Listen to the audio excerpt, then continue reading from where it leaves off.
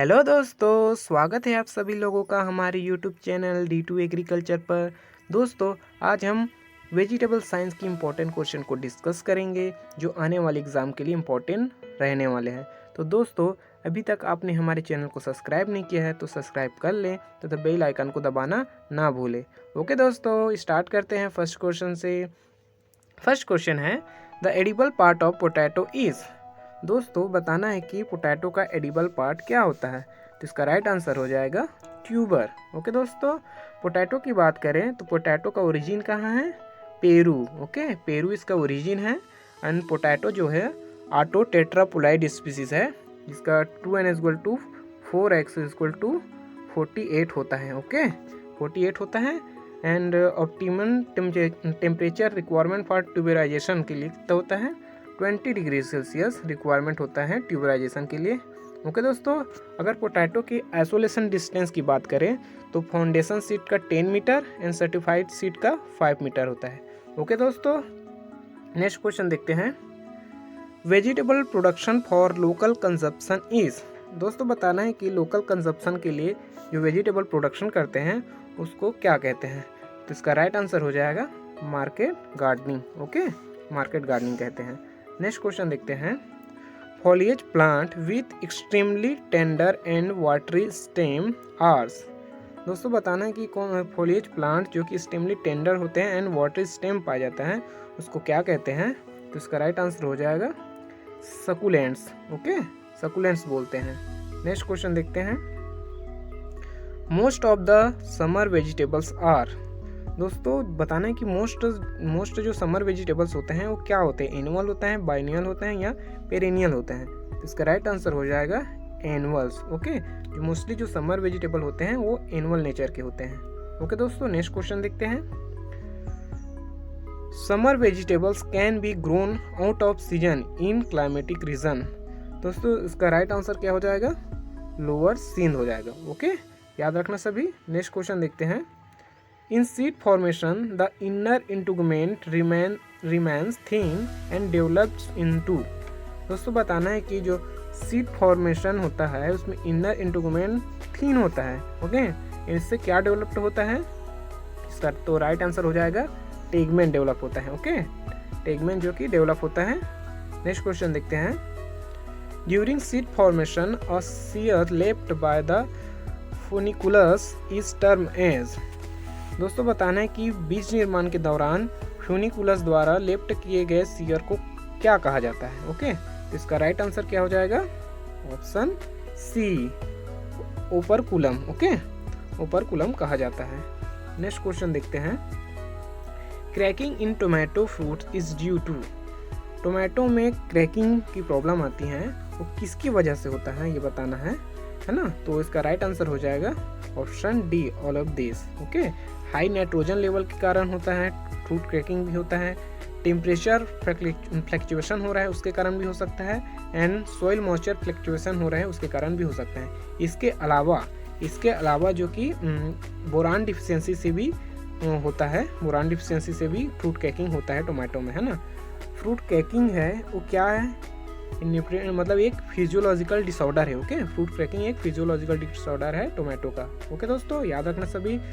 और बहुत सारे टोमेटो में फिजियोलॉजिकल डिसऑर्डर आते हैं, जैसे कि ब्लॉसम इन रॉट आता है जो कि कैल्शियम डिफिशियंसी के कारण होता है ना।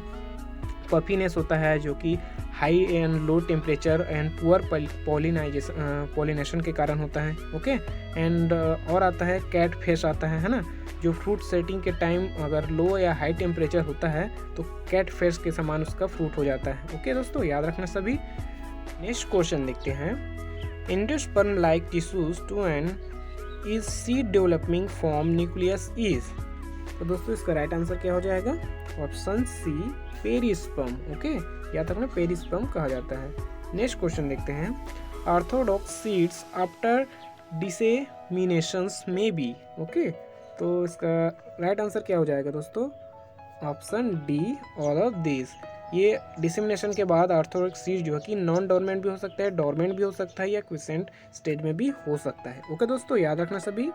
नेक्स्ट क्वेश्चन देखते हैं। रिडक्शन और elimination of dormancy in crop plant is due to. दोस्तों, बताना है कि क्रॉप प्लांट में डोरमेंसी के डोरमेंसी के रिडक्शन एलिमिनेशन होता है वो किसके कारण होता है ये बताना है। तो इसका राइट आंसर हो जाएगा ऑप्शन डी, एक्लीमेटाइजेशन के कारण होता है। ओके, एक्लीमेटाइजेशन के कारण ही इस तरह होता है। नेक्स्ट क्वेश्चन देखते हैं। Dormancy due two factor with in the embryo is. दोस्तों बताना है कि एम्ब्रियो के अंदर डोरमेंसी होता है और किस फैक्टर के कारण होता है। तो इसका राइट आंसर हो जाएगा एंडोजीनियस। तो option A is right answer. Okay, याद रखना सभी, इंपॉर्टेंट क्वेश्चन है। नेक्स्ट क्वेश्चन देखते हैं। Secondary dormancy in non dormant seed is due to. दोस्तों बताना है कि नॉन डॉर्मेंट सीड में सेकेंडरी डोरमेंसी होता है वो किसके कारण होता है। तो इसका राइट आंसर हो जाएगा ऑप्शन ए, टेम्परेचर के कारण। ठीक है दोस्तों, जो नॉन डॉर्मेंट सीड है उसमें टेम्परेचर के ही कारण ही सेकेंडरी डोरमेंसी पाया जाता है। ओके दोस्तों, नेक्स्ट क्वेश्चन देखते हैं। Germination of undeveloped seed is favoured by. दोस्तों बताना है कि जर्मिनेशन जो कि अनडेवलप्ड सीड में फेवर्ड होता है वो किसके कारण होता है। तो इसका राइट आंसर हो जाएगा option D. Okay, A and B. तो ये वार्म टेम्परेचर के कारण भी होता है एंड जिब्रेलिक एसिड के कारण भी होता है। ओके, मतलब दोनों के कारण ही फेवर्ड होता है जर्मिनेशन। ओके, नेक्स्ट क्वेश्चन देखते हैं। During stratification the most important factor is. दोस्तों बताना है कि स्ट्रेटिफिकेशन में मोस्ट इम्पोर्टेंट फैक्टर क्या होता है ना।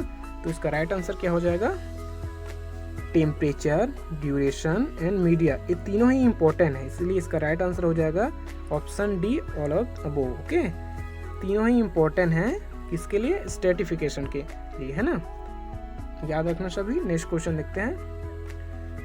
Stage at which seed achieve it maximum dry weight and has maximum germination potential and vigour.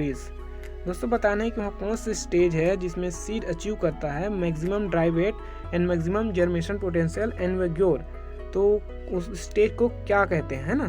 तो उसको कहते हैं फिजियोलॉजिकल मैच्योरिटी कहते हैं। ओके दोस्तों, फिजियोलॉजिकल मैच्योरिटी स्टेज ऐसा स्टेज है जिसमें सीड में maximum dry weight and maximum germination and vigour पाया जाता है। ओके, नेक्स्ट क्वेश्चन देखते हैं।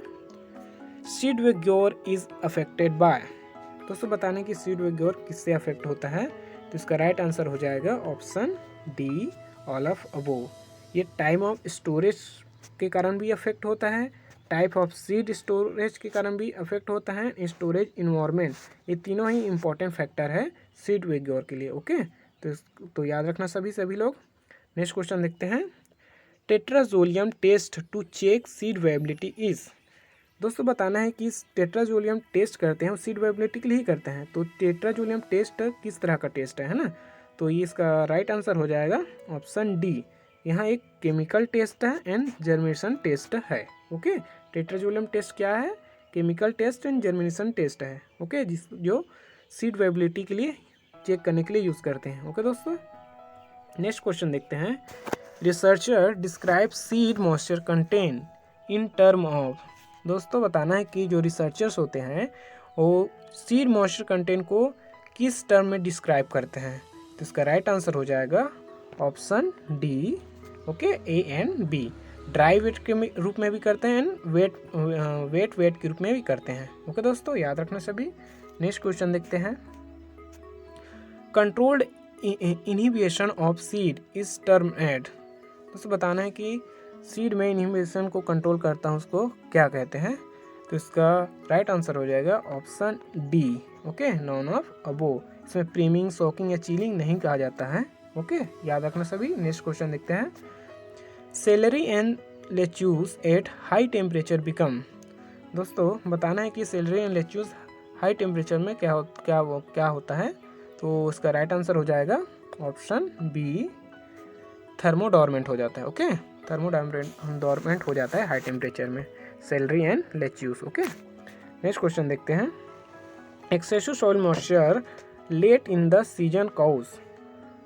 दोस्तों बताना है कि एक्सेसिव सॉइल मॉइस्चर हो जाता है लेट सीजन प्लांटिंग करते हैं तो उस केस में क्या होता है ना। तो इसका राइट आंसर हो जाएगा decrease in TSS and increase in dry matter. Okay दोस्तों, TSS में क्या हो जाएगा, डिक्रीज हो जाएगा और ड्राई मैटर इंक्रीज हो जाएगा। ओके, याद रखना सभी। नेक्स्ट क्वेश्चन देखते हैं। Most of following categories crop are shallow rooted. दोस्तों बताना है कि कौन से सीजन के जो क्रॉप्स होते हैं वो सेलो रूटेड के होते हैं, है ना।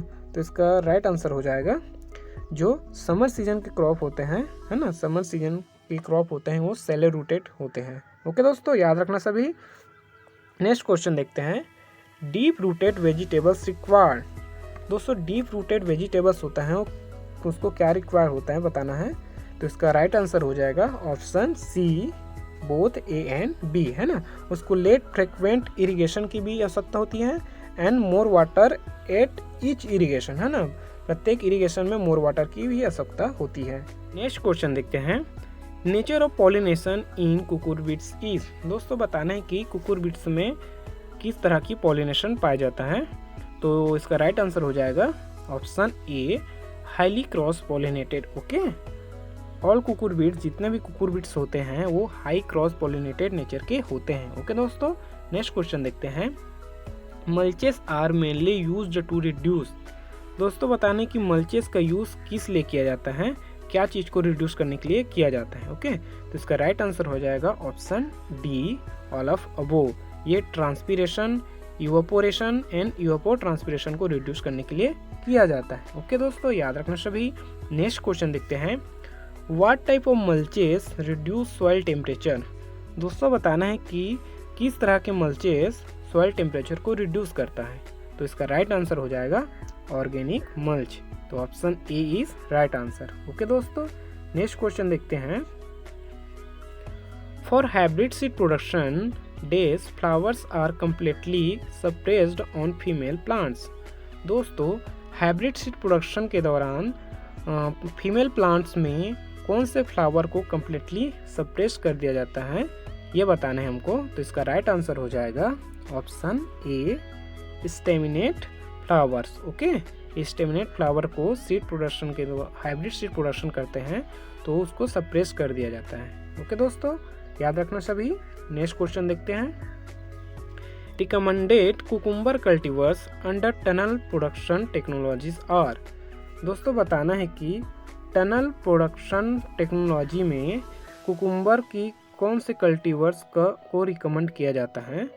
तो इसका राइट आंसर हो जाएगा ऑप्शन बी, गैनोसियस को। ओके दोस्तों, टनल प्रोडक्शन टेक्नोलॉजी में कुकुम्बर के गैनोसियस कल्टीवर को रिकमेंड किया जाता है। ओके, याद रखना सभी। नेक्स्ट क्वेश्चन देखते हैं। Flowering in watermelon is unaffected by light duration as it is. दोस्तों वाटरमेलन में फ्लावरिंग अनअफेक्टेड होता है लाइट ड्यूरेशन के दौरान। तो ये क्यों होता है ये बताना है। तो इसका राइट आंसर हो जाएगा option B, long day short night plants. Okay दोस्तों, याद रखना सभी। ओके दोस्तों, थैंक यू। मिलते हैं नेक्स्ट वीडियो में।